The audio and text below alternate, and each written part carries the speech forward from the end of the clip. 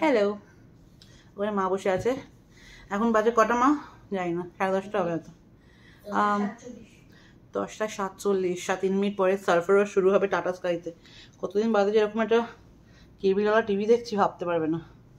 ভিডিওটা কেন করছি, কারণ আমরা জানি না এই ব্লগটা যাবেও কিনা কোনো দিন, তাও করে রাখছি জাস্ট ইন কেস। সো আজকে হচ্ছে হসপিটালে আমাদের 3rd নাইট আর দিন নাম্বার 2। কালকে সকালবেলা বেবির বয়স হয়ে যাবে 2 দিন। আর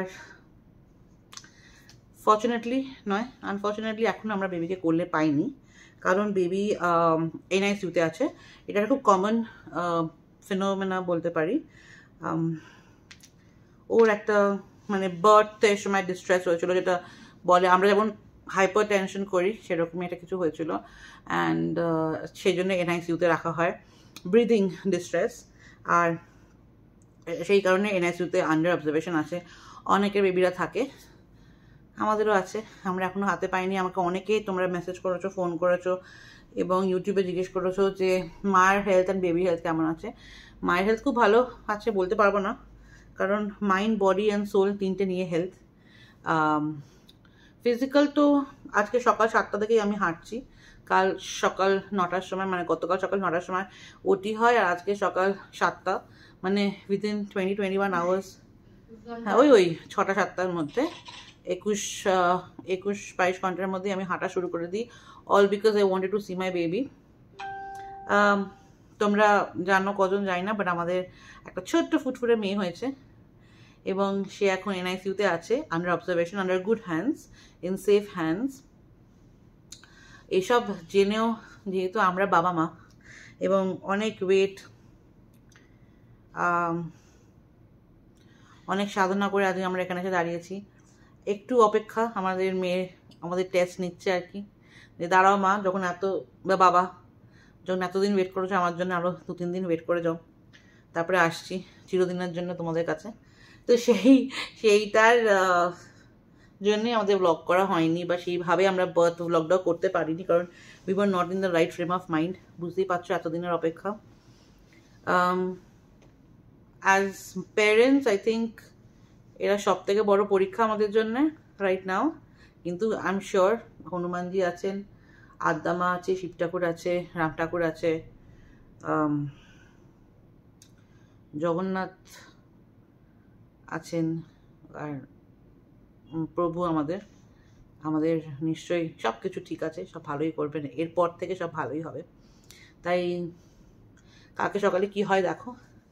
সব কিছু টেস্ট হয়েছে, এভরিথিং ইজ নর্মাল। বাকিটা রাহুল বলবে, বিকজ রাহুলই বারে বারে নিকুতে যাচ্ছিল, মানে এনআইসিউতে, আমি নিকু বলছি, নিকুতে যাচ্ছিল, পেডিট্রিশিয়ানের সাথে কথা বলেছে, কার্ডিওলজিস্টের সাথে কথা বলেছে,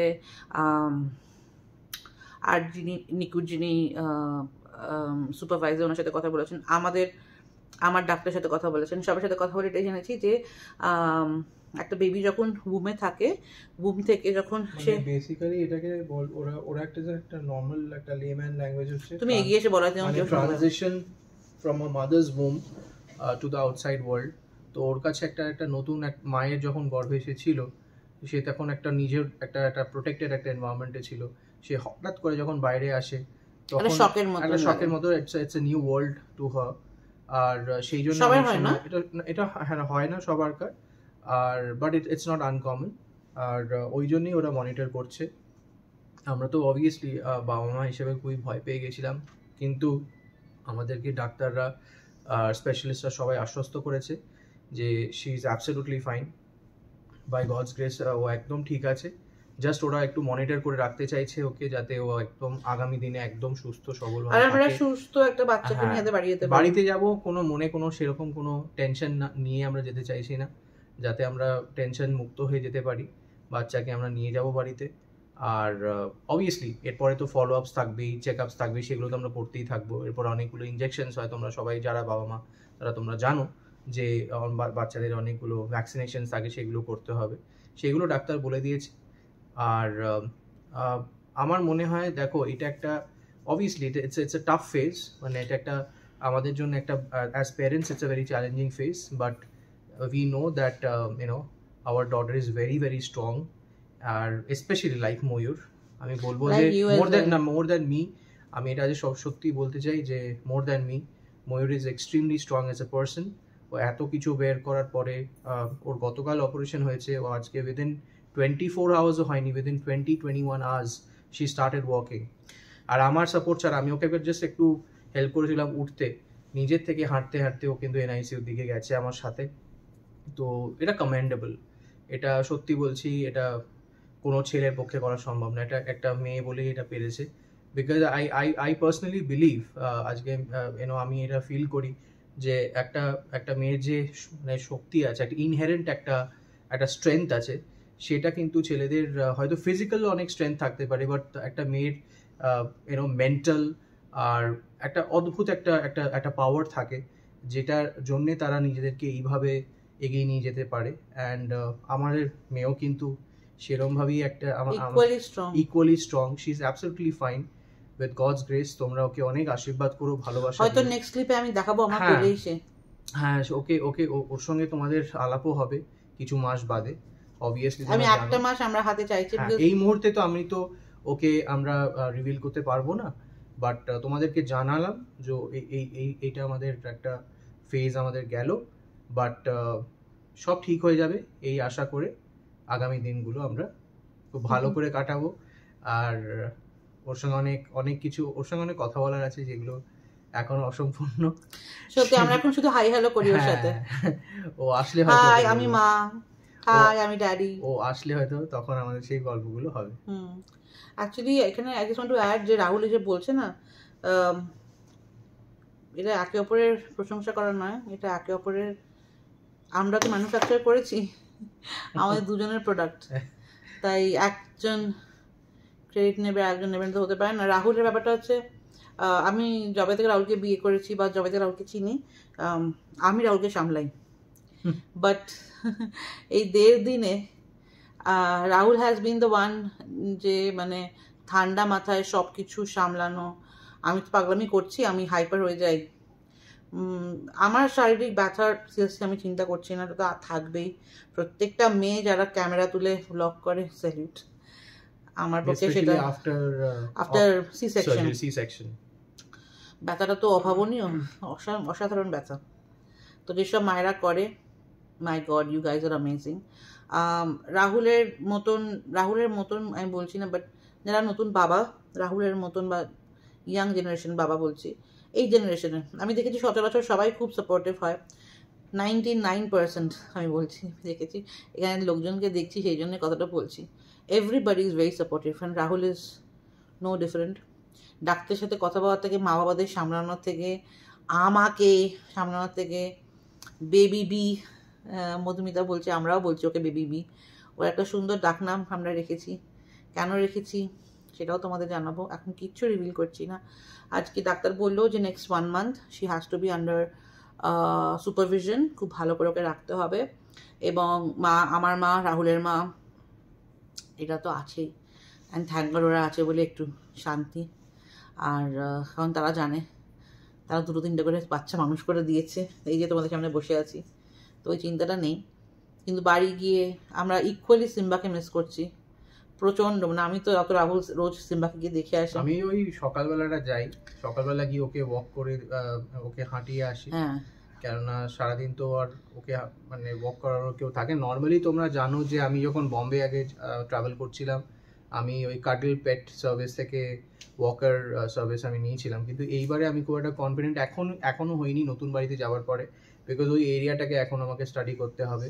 ওখানে অনেক নতুন চারপেওরা আছে, তাদের সঙ্গে সিম্বার এখনো ইকুয়েশনটা ঠিক হয়নি। তো ওর ব্যাপারটাও তুমি ভাবো, ওর ব্যাপারে একটা ওয়াকারকে আমি দিতে পারি, কিন্তু আমি 100% আমি কনফিডেন্ট নই যে সেই ওয়াকার কিভাবে হ্যান্ডেল করবে। তাহলে এইসব করেও এখানে আসছে, কারণ আমি নিজে জানি যে আমি কি করে সিম্বাকে হ্যান্ডেল করতে পারি। সিম্বা কিন্তু খুব সুইট, খুব ভালো, সব ঠিক আছে, বাট ও কিন্তু খুব ফ্রিস্কি, ঠিক আছে। ও কিন্তু যখন হাঁটতে যায় তখন ও এদিক ওদিক মানে সাইটস অ্যান্ড সাউন্ড সব কিছু একদম অ্যাবজর্ব করে। আর এই মানে হঠাৎ করে ধরো টেনে নিয়ে চলে গেল একটা ঝোপঝাড়ে, হঠাৎ করে টেনে নিয়ে চলে গেল গাছের তলায়, তো এগুলো করে। এখন ওর পুল ফোর্সটা খুব আছে, আমি চেষ্টা করেছি ওকে অনেকটা টেম করার, ওকে ট্রেন করার, আর আমি এটাও ডিসাইড করেছি পরবর্তীকালে যখন সব কিছু একটু সেটেল করে যাবে, সীমাকে আমরা একটা প্রফেশনাল একটা ট্রেনিং কোর্স ওকে গিফট করবো, যাতে ওর এই লিশ ট্রেনিংটা, যেটা আমরা ইনিশিয়াল ডেজে করতে পারিনি, সুযোগ হয়নি বা আমরা করিনি, গাফিলতি বলবো না, but we were not 100 we were not very aware যে এগুলো করতে হয় বা কি করণীয়। যতটুকু পেরেছি করেছি, কিন্তু at the end of the day না দেখো, এত কিছু বলার পরে বলছি সেই বাচ্চাটারও তো স্ট্রেস হচ্ছে। হ্যাঁ, ও স্ট্রেস তো হচ্ছে, মা বাবা দিদাই বাড়িতে নেই, ও দেখছে যে আমি নেই। নরমালি কি হয়, আমি যখন ট্রাভেল করি ও জানে যে আমি, তো ওই একটা স্ট্রেসড বাচ্চা, এখানে একটা বেবি, সব নিয়ে আমরা এখন খুব ওয়ার্কড আপ। এবং দেখো ভালো জিনিসটা তো হয়েছে, ডাক্তারবাবু বলছে সব ঠিক আছে, বাট মাথার ভেতরে সবসময় তোমার খারাপ জিনিসটা আগে আসে, তাই না? তো খারাপ জিনিস ভাববো না, ভালো জিনিসই ভাববো। অ্যান্ড আমরা সব তোমাদের অ্যাকচুয়ালি হাত জোর করেই বলছি যে আমার ছোট্ট যে বেবিটা এসেছে সে যেন খুব ভালো করে থাকে। এটা তোমরা সবাই মিলে একটু ঠাকুরকে, তোমাদের ঠাকুরদের সবাইকে বলো যেন 1 মাসের মধ্যেও একদম 100% পারফেক্ট হয়ে যায়, ওর জন্য কোনো অসুবিধা না হয়। অ্যান্ড অ্যাজ পেরেন্টস আমরা যেন ওকে ভালো করে মানুষ করতে পারি, ওর হেলথের 100% টেক কেয়ার করতে পারি, এবং ওকে আমরা বেস্ট অফ এভরিথিং দিতে পারি। হেলথ ওয়াইজ তো ভীষণ ইম্পর্টেন্ট, হেলথ ছাড়া কিছু নেই এই লাইফে। তো সব কিছু আমরা ঠিক করে করতে পারি, ও টেক কেয়ার জন্য ভালো করে করতে পারি, সেটাই সব থেকে ইম্পর্টেন্ট। আমার নেক্সট আই থিঙ্ক আমার এখন থেকেই একটাই এম লাইফে, আমি যেন okay the best of health দিতে পারি। বাস এই আর কি, আর কিছু না। আর তোমাদের জানিয়ে রাখা ভালো। আই থিঙ্ক না, আমরা ক্রমশ তোমাদেরকে আরো ডিটেলস আমরা শেয়ার করব, একটু সেটেল হয়ে যাক জিনিসগুলো। কিছুদিনের জন্য আমরা একটুখানি লে লো বলা যায়। হ্যাঁ একদম তাই, আমরা পুরো সময়টা পুরো আন্ডারস্ট্যান্ড একটু পুরোটাকে দিতে চাই। বুম্বা ভুটাইরা রোজ আসছে, কাকু কাকিমা তাতাই, শান্তনুদা, পিয়ালিদি, ওরা আজকেও এসেছিল, কাকুরা সবাই রানারা অনেক দূরে চলে গেছে বললে আমি বলবো না, বাট ওরা সবসময় আজকেও আসতে চেয়েছিল। আমি রানাকে বললাম, প্রিয়াঙ্কাকে বললাম যে ওরাও চিন্তা করছে, ইকুয়ালি ওরা চিন্তা করছে সবসময় কনসার্ন। তো আমি বললাম যে এত দূর ট্রাভেল করিস না, ওরা আবার আসবে। আর ফিজিক্যালি না থাকলেও মেন্টালি ওরা এখানে। সৌরভ, ঋষিতা ওরা তো এসেছিল, ওরা আজকেও ইনফ্যাক্ট আসতে চেয়েছিল। আমি তখন বললাম যে তোরা একটু দাঁড়িয়ে যা, বেবি একটু স্টেবল হয়ে যাক, তারপরে তোরা আসিস। আর অভিষেক ফোন করেছিল, অভিষেক নন্দন, জানো তোমরা, ও আমাদের আরেক বন্ধু, নন্দন বউ বলি যাকে আমরা। হ্যাঁ, প্রিয়াঙ্কা, আমুর মা বাবা। তো অভিষেকের সঙ্গে কথা হয়েছে, অভিষেকও আসবে। ক্রমশ আমি সবাইকেই বললাম ব্যাপারটা। অনেকে তোমরা মেসেজ করেছো, হোয়াটসঅ্যাপ করেছো, আমি আগে থেকে হাত জোর করে সরি বলছি। আমার মেন্টাল সেই জায়গায়, আমি কিছু লোককে হয়তো যখন আমি গল্প করছি মা তখন আমি রিপ্লাই করছি। অনেক আমার ক্লোজ ফ্রেন্ডরাও আমাকে অনেকে মেসেজ করেছে, কল করেছে, ফোন করেছে, আমি তাদের ফোন তুলিনি, কারণ আমার সত্যি কথা বলতে ইচ্ছা করছে না। রিলেটিভসরা, পরিচিতরা সবাই ফোন করেছে। আমি বিশ্বাস করো, I am not in that mental space যেখানে আমি কারোকে মিথ্যে কথা বলবো যে ও সবাই সব কিছু খুব ঠিক আছে। তো প্লিজ ক্ষমা করে দিও, আমি সবাইকে একটু সময় নিয়ে জানাবো। আমাকে একটু কিছু গুছিয়ে নিতে দাও সব কিছু এখানে, তারপরে আমি মেয়েকে কোলে নিয়ে তোমাদের সাথে কথা বলবো। Everything will fall into place, but ওই একটু সময়টা আমাদেরকে, ওটাই খালি চেয়ে নিয়েছি তোমাদের থেকে, আর কিছুই না। তো যাই হোক, দেখা যাক কি হয়। সব ভালো হবে তো আমি জানি, বাট ভালোই হবে, ভালোর মধ্যে দেখা যাক কি হয়। ঠিক আছে, চলো আজকের জন্য এইটুকুই রাখছি, ব্লগটা আমি এইটুকুই রাখছি। হ্যাঁ, আর কিচ্ছু না, জাস্ট তোমাদের আপডেট দেওয়ার ছিল। আর বাড়ি গিয়ে আমি একটা ভিডিও বানাবো, the pregnancy story and everything together. ঠিক আছে, চলো টাটা। শনিবারের সন্ধ্যের সিন এটা। আমাদের হঠাৎ জানানো হয় যে আমাদের মেয়ে আজকে আমাদের কাছে আসবে, এবং সেই ফিলিংটা আমি ব্যক্ত করতে পারবো না, শব্দে ব্যক্ত করতে পারবো না। এই যে দেখছো, নিকু থেকে বেরিয়ে কার্ডিওলজিস্ট, পেডিয়াট্রিশিয়ান, সব ডাক্তাররা যখন ওকে একটা গ্রিন সিগন্যাল দেয় যে ও আমার কাছে আসতে পারে পার্মানেন্টলি, তো এটা সেইটারই একটা সিন আমি ভাবলাম তোমাদের সাথে শেয়ার করি। কারণ এই এত দিনের অপেক্ষা, ও আমাদের এক বিশাল সাধনার ফলাফল। 9 বছর বিয়ের পরে আজকে ও আমাদের কাছে এসেছে। তাই ও আমার কাছে যে কি সেটা বলে বোঝাতে পারবো না। ওকে করে নেওয়ার জন্যই পাগল হয়ে গেছিলাম। অ্যান্ড যতটা পাগল হয়েছি ততটাই ভয় পেয়েছি, ততটাই ভয় পেয়ে আমি নার্সদের পাগল করে দিয়েছি প্রশ্ন করে করে, কি করব, এটা ঠিক ওটা ঠিক, এটা ভুল এটা ওটা ঠিক, এসি চালাবো না, ওকে কী জামা কাপড় পরাবো, এইসব। কিন্তু আস্তে আস্তে এখন প্রায় 2 সপ্তাহ হয়ে গেছে ওকে আমি আমার বুকের কাছে একদম টেনে রেখে ভালো করে দেখভাল করছি, সব কিছু আমি করছি। সবাই আমাকে সাপোর্ট করছে, হেল্প করছে, না করলে হবে না, বাট আমি যেটা করতে পারবো সেটা কোনোদিন ভাবিনি। অ্যান্ড রাহুলের সাপোর্ট ছাড়া তো কিছু হতে পারে না। এই যে দেখছো, সবাই চলে যাওয়ার পরে রাহুল ওকে ঘুম পাড়াচ্ছিল রাত্রিরে, বিকজ আমি প্রচণ্ড নার্ভাস হয়ে গেছিলাম, ভয় পেয়ে আমি হাত ফাত কাঁপছিল, তো সেই জন্য রাহুলই ওকে টেক কেয়ার করছিল আমার জন্য। কেমন আছো তোমরা? নিশ্চয়ই খুব ভালো আছো। আমি ডাইরেক্ট হসপিটাল থেকে, আমাকে দেখতে যে কিরকম দেখতে লাগছে আজকে আমি বুঝতে পারছি। যাই হোক, রাহুল বলছে অনেক ফ্রেশ লাগছে। আমার মনে হয় অনেকটা ওয়েট লুজও করেছি। না আমি এমনি আর কি ভাবছি। আজকে হচ্ছে আমাদের বাড়ি ফেরার দিন, মধ্যখানে কি হয়েছে কি কি গেছে সব একটা অন্য ব্লগে বা অন্য ভিডিওতে আমি আর রাহুল নিশ্চয়ই তাই সেটা বিস্তারিতভাবে বলবো। কিন্তু আজকে সেই দিনটা এসে গেছে যেখানে আমি এই ম্যাডামকে, মুখ দেখাচ্ছি না, কোথায় গেল এই ম্যাডামকে আজকে নিয়ে যাচ্ছি বাড়িতে, এবং তার আজকে শুভ গৃহপ্রবেশ। তাই দেখতে থাকো, সঙ্গে থাকো, অনেকে থাকবে, অনেক কিছু আছে। আর কিছু কিছু স্নিপেটস গত কিছুদিনের আমি এই ভ্লগে দেওয়ার চেষ্টা করব। এখন রেডি হওয়ার, হ্যাঁ ছবি দেখো, একটা ফটোগ্রাফি হবে জিকে ভ্যাল থেকে, বোধহয় জিকে ভ্যাল থেকে এখানে ফটোগ্রাফির একটা সেশন হবে, সেটা হোক, সেটাও দেখাবো, দেখতে থাকো। নাম মুখ সব কিছু আইডেন্টিফাই করবে তোমরা, বাট 21 দিন পরে, 21 দিনের আগে আমরা এগুলো কিছু করি না। তাই ওকে আমরা ওর ডাক নামেই ডাকবো, তোমরা ওর ডাক নামটা খুব শিগগিরই জানতে পারবে। ভালো নাম আর মুখ আমরা রিভিল করবো 21 দিন বাদে, ঠিক আছে? দেখতে থাকো।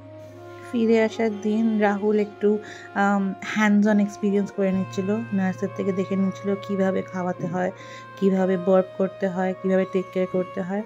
আমি তো শিখেছি, কিন্তু আমার সাথে সাথে রাহুলও শিখে নিচ্ছিল। এখানে হবে হচ্ছে ফটোশ্যুট। মার সঙ্গে তুলবে না?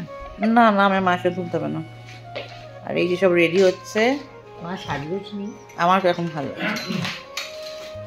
আমরা করবো তো, ভেবে তো সবাই দাঁড়িয়ে আছে। আর এই যে সোনামণি, সবাই তোমার মাথা দেখো, দ্যাটস ইট, আস্তে আস্তে রিভিল হবে। আর এই যে এখানে সোনামণির মাসি, এই যে কেউ দেখতে পাচ্ছে, সোনামণির মাসির নাম মিতিন। আমার লুলু সোনাকে ও মিতিন বলে ডাকবে, তাই তো নাকি লুলু? সেই তো দাদাই দিদাই, এখানে মিতিন আছে, আর মিতিনের সাথে কে আছে?